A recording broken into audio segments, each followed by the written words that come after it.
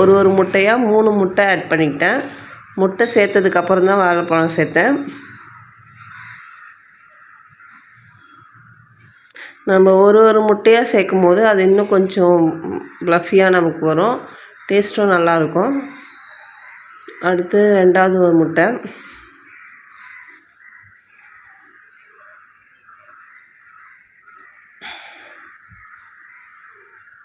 நம்ம ஸ்பீடு வந்து 1லேருந்து 2 அந்த ஸ்பீடில் வச்சு நம்ம இது பண்ணும்போது நமக்கு நல்லாவும் இருக்கும். கேக்கும் சாஃப்டாகவும் இருக்கும், டேஸ்ட்டாகவும் இருக்கும். இதுக்கப்புறமேட்டு அரைச்சி வச்ச வாழைப்பழத்தை இதோடய சேர்த்துட்டு மறுபடியும் ஒரு தடவை நல்லா பிளெண்ட் பண்ணிக்க வேண்டியது தான். நான் இதுக்கு வந்து மைதா மாவுலாம் ஆட் பண்ணல. வீட்டுக்கு சத்து மாவு கஞ்சி போடுறதுக்காக அரைச்சி வச்சுருந்த மாவு தான் ஒரு கப்பு ஒரு 100 கிராம் அளவுக்கு எடுத்து சேர்த்துக்கிட்டேன்.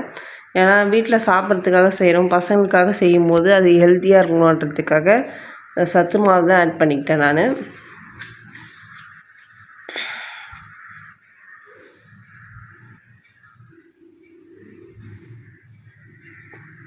இதை நல்லா நம்ம பிளெண்ட் பண்ணிக்கலாம்.